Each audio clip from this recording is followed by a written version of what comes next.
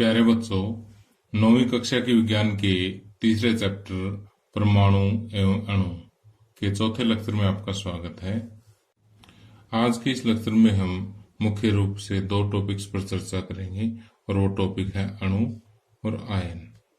यहाँ हम अणु और आयन की परिभाषा भी समझेंगे और इनसे जुड़ी कुछ महत्वपूर्ण बातों को भी आज के इस लेक्चर में समझेंगे। तो प्यारे बच्चों, पिछले कुछ लेक्चर्स में हमने तत्व और यौगिक के बारे में बहुत अच्छी तरह से समझ लिया था। फिर भी मैं आपको जस्ट एक मिनट में रिवाइज करवा देता हूँ कि तत्व क्या होते हैं और यौगिक क्या होते हैं। कि तत्व क्या होते हैं? तत्व वो सरलतम शुद्ध पदार्थ होते हैं जिनको किसी भी साधारण भौतिक या रासायनिक अभिक्रिया द्वारा हम और ज्यादा सिंपल पदार्थों में नहीं तोड़ सकते। तो जैसे आपको ये सामने टेबल में दिखाई दे रहे हैं, ये 118 हमारे पास तत्व ही रखे गए हैं और इन तत्वों के आपस में संयोजन से यानी एक निश्चित अनुपात में मिलने से जो शुद्ध पदार्थ बनता है उसको हम क्या कहते हैं? यौगिक कहते हैं। तो ये बातें हमने पिछले लेक्चर्स में डिस्कस कर ली थी। इसके अलावा हमने परमाणु के बारे में पढ़ लिया था कि परमाणु क्या होता है। किसी भी तत्व का वो छोटे से छोटा कण होता है जो स्वतंत्रता पूर्वक किसी भी रासायनिक अभिक्रिया में भाग ले सकता है। क्या बोला मैंने? कि तत्व का वह छोटे से छोटा कण जो किसी रासायनिक अभिक्रिया में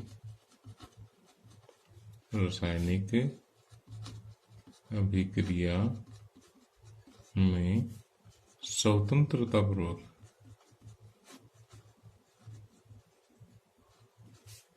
भाग ले सकता है। ठीक। अब इसके अलावा ये खुद अकेला फ्री रह भी सकता है और नहीं भी रह सकता, दोनों ही बातें इसके साथ। लेकिन ये बात निश्चित है कि ये रासायनिक अभिक्रिया में स्वतंत्रता पूर्वक भाग ले लेगा मोस्टली केसेस में। अब हम बात करते हैं अणु की। जैसे परमाणु तो किसका छोटे से छोटा कण होता है? तत्व का होता है, जबकि अणु जो है किसी भी तत्व का भी हो सकता है और यौगिक का भी हो सकता है। किसी तत्व या यौगिक का वो छोटे से छोटा कण जो स्वतंत्रता पूर्वक रह सकता है सामान्य दशाओं में। ठीक। जो क्या है? स्वतंत्रता पूर्वक जो रह सकता हो, जो सामान्य दशाओं में स्वतंत्रता पूर्वक रह सकता हो, वो छोटे से छोटा कण जो है वो क्या कहलाता है? अणु कहलाता है। चलो एक उदाहरण दे के समझाता हूँ, आपको बहुत अच्छे से समझ आ जाएगा।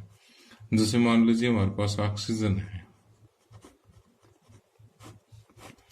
ऑक्सीजन का ये O जो है एक परमाणु है। ठीक। ये O है, गोला नहीं लगाया मैंने, O है, इंग्लिश का अक्षर बड़ा कैपिटल O है। तो ये एक परमाणु है। अब ये एक परमाणु जो है किसी रासायनिक क्रिया में तो भाग ले लेगा, लेकिन अकेला अगर हम चाहें कि ये यहाँ रह जाए लेकिन तो नहीं रह पाएगा। जब दो ऑक्सीजन के परमाणु आपस में जुड़ेंगे ना, तब ये आपस में ये स्वतंत्रता पूर्वक रह जाएगा। तो ये तो ऑक्सीजन का अणु हो गया और ये ऑक्सीजन का क्या हो गया? परमाणु हो गया। इसी तरह से जो है हाइड्रोजन में भी सेम होता है कि हाइड्रोजन में ये तो हाइड्रोजन का परमाणु हो गया। ठीक है। और अगर दो इकट्ठे जुड़ गए तो ये अणु हो गया। कोई जरूरी नहीं कि दो ही जुड़े। जैसे फास्फोरस है, फास्फोरस में का अकेला जो है ये परमाणु क्या होता है? पी होता है। ठीक। पी से डिनोट करते हैं, इसका संकेत होता है फास्फोरस का, जैसे हम पिछले लेक्चर्स में समझ चुके हैं। तो ये तो एक परमाणु को रिप्रेजेंट कर रहा है, लेकिन ये अकेला नहीं रह सकता, ये चार इकट्ठे रह सकते हैं। तो ये इसका एक अणु हो गया। ठीक है। कहीं आप ये सोच लो दो दो इकट्ठे हो जाते हैं, अणु बन जाते हैं, ये कितने भी हो सकते हैं। अब ये देखिए कि सेम, देखिए फास्फोरस के 4 परमाणु मिलकर के इसका एक अणु बना लिया। यहाँ हाइड्रोजन के 2 परमाणुओं ने मिलकर एक अणु बना लिया, यहाँ ऑक्सीजन के 2 परमाणुओं ने मिलकर के एक अणु बना लिया। तो यहाँ पर जो दोनों, इस अणु के अंदर दोनों जो परमाणु है वो किसके हैं? ऑक्सीजन के। इसमें दोनों हाइड्रोजन के। और इस अणु के अंदर फास्फोरस के अणु में सारे के सारे किसके हैं? फास्फोरस के परमाणु हैं। अब कई बार क्या होता है कि एक ही तत्व के परमाणु भी आपस में मिल जाते हैं, ठीक, और अलग अलग तत्वों के भी मिल जाते हैं। जैसे पानी है, यानी जल जिसको हम कहते हैं, तो इसका अगर एक अणु देखें तो H2O बनता है, ठीक। तो इसमें 2 तो हाइड्रोजन के तत्व है और एक ऑक्सीजन का तत्व है। तो इस तरह से ये जो है पानी का एक अणु बन गया। अब ये पानी का एक अणु जो है ये स्वतंत्रता पूर्वक रह सकता है। अब देखिए कि स्वतंत्रता पूर्वक रहने के अलावा अणु के अंदर एक और गुण होता है, वो मैं आपको बताता हूँ कि किसी भी पदार्थ के अणु के अंदर उस पदार्थ के सभी गुण विद्यमान होते हैं। जैसे पानी का एक अणु है ना, इसमें पानी के सारे जो गुण होते हैं वो सारे एक अणु के अंदर भी मौजूद होंगे, ठीक है। तो अब ये नोट्स में पढ़ा देता हूँ आपको एक बार कि अणु क्या होता है। अणु किसी तत्व या यौगिक का वह सूक्ष्मतम कण होता है जो सामान्य दशाओं में स्वतंत्र रह सकता है और यह पदार्थ के सभी गुण धर्मों को प्रदर्शित करता है। यानी अणु के अंदर उस पदार्थ के सभी गुण मौजूद होते हैं।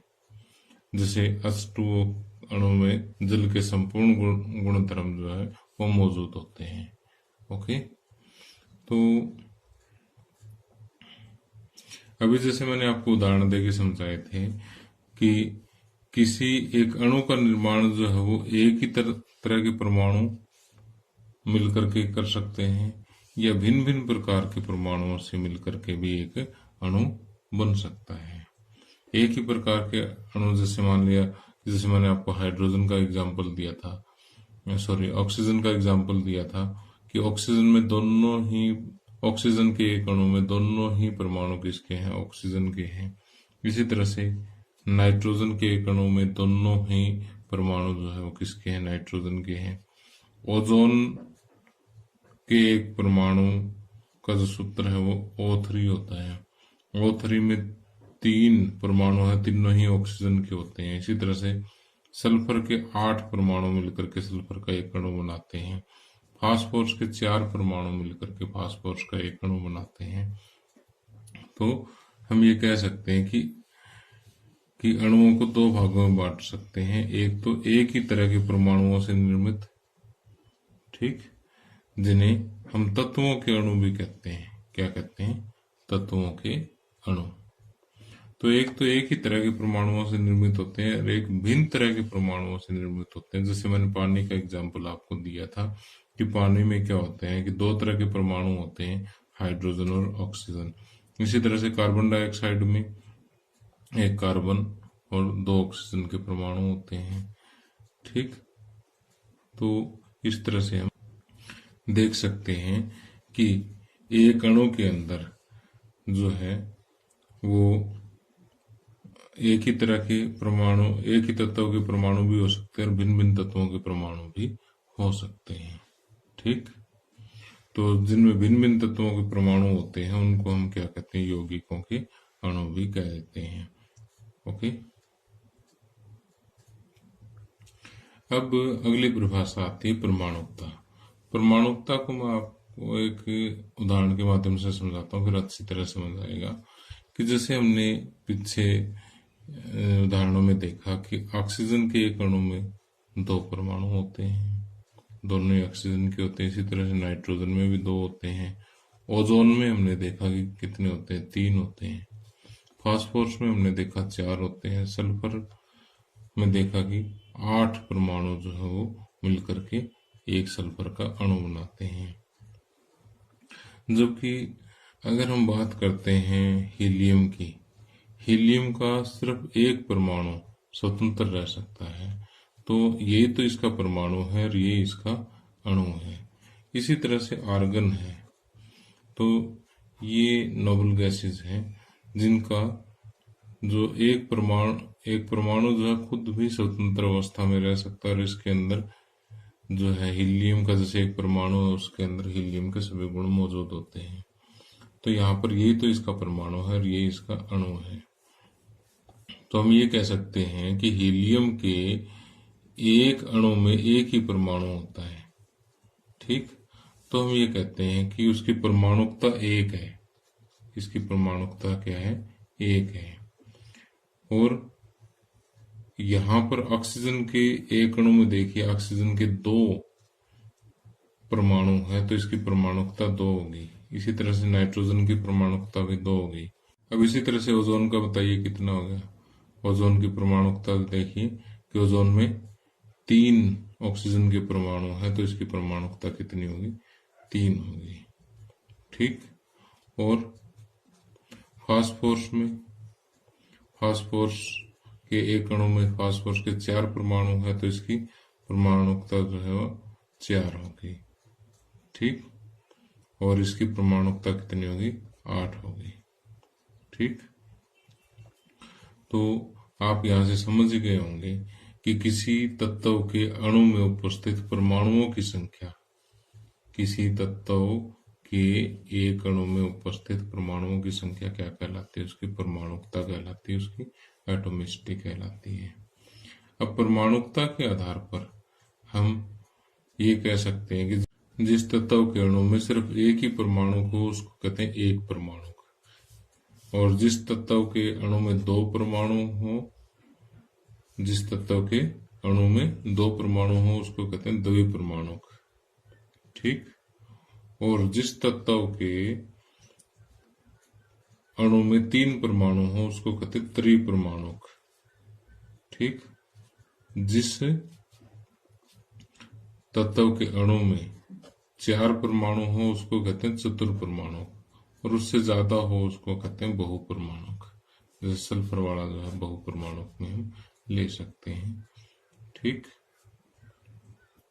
तो ये तो थी सभी अधातुएं। अगर हम धातुओं की बात करें तो धातुएं जो है सभी जो है लगभग क्या होती है? एक परमाणु की होती है। जैसे सोडियम, आयरन, एल्यूमिनियम, कॉपर वगैरह यहाँ पर मैंने उदाहरण आपके लिए लिख दिए हैं। अब आइए मैं आपको समझाता हूं कि आयन क्या होता है। अब देखिए कि कुछ यौगिक ऐसे होते हैं जो धातुओं, एक धातु और एक अधातु से मिलकर के बने होते हैं। ठीक, जैसे उदाहरण के लिए सोडियम क्लोराइड। सोडियम तो यहाँ पर क्या है? धातु है, और क्लोरीन क्या है? अधातु है। तो इस प्रकार के जो यौगिक हैं जो धातुओं और अधातुओं से मिलकर के बने होते हैं, ये वास्तव में आवेशित कणों से मिलकर के बने होते हैं। किससे बने होते हैं? आवेशित कणों से मिलकर के बने होते हैं, और यही आवेशित कण जो है वो क्या कहलाते हैं? आयन कहलाते हैं। जैसे अगर हम सोडियम क्लोराइड को देखें तो सोडियम क्लोराइड वास्तव में सोडियम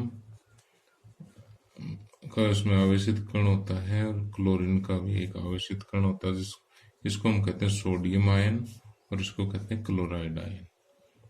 ठीक, तो यहाँ हम ये कह सकते हैं कि जब सोडियम क्लोराइड का निर्माण होता है तो एक विशेष प्रोसेस में, एक विशेष प्रक्रिया द्वारा सोडियम परमाणु जो है उस पर कुछ विशेष आवेश आ जाता है। इसी तरह से क्लोरीन के परमाणु पर भी एक आवेश आ जाता है। ठीक, और इन आवेशों की वजह से आपस में बंध जाते हैं। ठीक, तो ये जो आवेशित कण है ये क्या है? आयन है। ठीक, तो जैसे यहाँ पर हमने देखा कि एक परमाणु पर आवेश है, इसी तरह से यहाँ पर भी एक परमाणु पर आवेश है। तो इसी तरह से परमाणुओं के समूह पर भी आवेश हो सकता है, यानी यहाँ एक एक परमाणु वाले आयन हैं और यहाँ परमाणुओं के समूह वाले आयन भी हो सकते हैं। तो हम ये कह सकते हैं कि आयन एक आवेशित परमाणु अथवा परमाणुओं का ऐसा समूह होता है जिस पर कुछ न कुछ नेट आवेश विद्यमान होता है। ठीक, अब देखिए कि ये जो आवेश है ये धन आवेश भी हो सकता है, पॉजिटिव चार्ज भी हो सकता है और ऋण आवेश भी हो सकता है। ठीक, तो इसी आधार पर आयन जो है वो दो तरह के हो सकते हैं। कौन कौन से? धनायन और ऋणायन। धनायन मतलब जिस पर पॉजिटिव चार्ज हो, ऋणायन मतलब जिस पर नेगेटिव चार्ज हो। इसको इंग्लिश में कहते हैं कैटायन और इसको कहते हैं एनायन। ठीक, तो यहाँ पर अगर हम देखें तो सोडियम आयन जो है वो धनायन है और क्लोराइड आयन है वो ऋणायन है। ओके, तो सोडियम क्लोराइड की तरह से हम और भी उदाहरण दे सकते हैं, जैसे कैल्शियम ऑक्साइड है, कैल्शियम ऑक्साइड। कैल्शियम ऑक्साइड में एक कैल्शियम होता है और एक ऑक्सीजन होती है। तो कैल्शियम यहाँ पर धातु है और ऑक्सीजन जो है वो अधातु है। इसी तरह से मैग्नीशियम सल्फाइड है, मैग्नीशियम सल्फाइड। तो यहाँ पर मैग्नीशियम धातु है और सल्फर जो है अधातु है। तो यहाँ पर ये मैग्नीशियम जो है यहाँ पर ये 2 पॉजिटिव और 2 धन आवेश होते हैं इसके ऊपर और सल्फर पर 2 ऋण आवेश होते हैं। इसी तरह से कैल्शियम के ऊपर भी 2 धन आवेश होते हैं, ऑक्सीजन पर 2 ऋण आवेश होते हैं। तो अब कुछ एक बच्चों का क्वेश्चन है सर कि ये जैसे कैल्शियम ऑक्साइड है, मैग्नीशियम सल्फाइड वगैरह, ये नाम कैसे लिखते हैं? तो अगले लेक्चर में मैं आपको इसी तरह के जो आयनिक यौगिक हैं या जो सरल आणविक यौगिक है उनका नाम लिखना सिखाऊंगा। तो तब तक आपने एक काम करना है, अगले आपको नाम अगर अच्छी तरह से सीखना है तो यहाँ पर मैंने आपको एक टेबल स्क्रीन पर दिखाई है। इस टेबल में आपको क्या दिया हुआ है कि कुछ यहाँ पर आयंस दिए हुए हैं।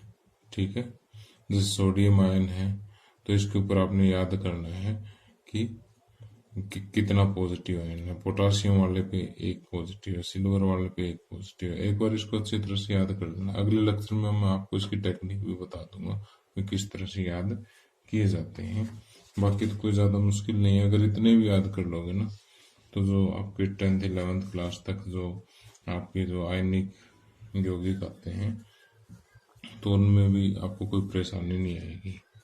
ठीक, और अभी तक जितना मैंने आपको समझाया आयंस वगैरह के बारे में वो यहाँ पर आप स्क्रीन पर देख सकते हैं कि आयन क्या होता है। आयरन धातु एवं अधातु युक्त यौगिक आवेशित कणों से मिलकर के बने होते हैं और ये आवेशित कण ही क्या है? आयन है। और आयन की अगर हम परिभाषा दें तो आयन जो है आवेशित परमाणु या परमाणुओं का ऐसा समूह होता है जिस पर नेट आवेश विद्यमान होता है। ठीक, ये धन और ऋण 2 प्रकार का हो सकता है। धन आवेशित कण जो धनायन कहलाता है और ऋण आवेशित जो आयन है वो ऋणायन कहलाता है। और ये यहाँ पर मैंने एग्जाम्पल दिए हुए हैं और आपने साथ में क्या करना है कि ये टेबल अच्छी तरह से लर्न करनी है। तो अगले लेक्चर जो है बहुत ही इम्पोर्टेंट लेक्चर होगा हमारा, उसमें मैं आपको रासायनिक सूत्र और उनके नाम लिखने सिखाऊंगा। तो अगला लेक्चर आपने किसी भी सूरत में मिस नहीं करना। Thank you, have a nice day.